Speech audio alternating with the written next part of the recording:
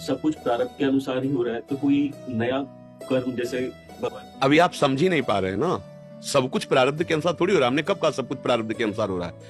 पुरानी फसल को केवल खाया जा सकता है, ऐसे ही पुराने कर्म केवल आके दुख सुख दे सकते हैं।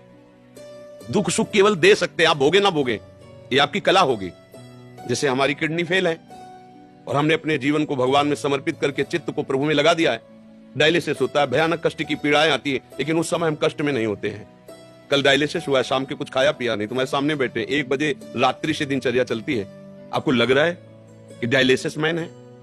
आया है प्रारब्ध, बुरा कर्म किसी जन्म का है, बना रहे तू, आज मरे या कल मरे, मरना तो है ही शरीर को। और मैं अविनाशी हूं और अपने चिंतन को प्रभु में जड़े हूं, ठिंगे पे रखी किडनी दोनों खराब है, चल रहा है, क्या फर्क पड़ता है?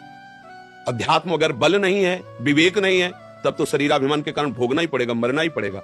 तो सुख दुख कर्म के अनुसार आएंगे।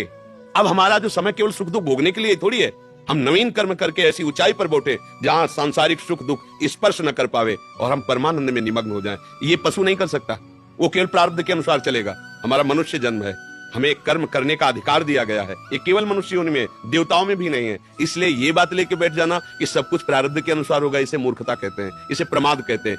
केवल मनुष्य शरीर में पुरुषार्थ है जो देवता को भी अधीन कर सकता है और देवताओं के देव भगवान को भी अधीन कर सकता है। सुमीर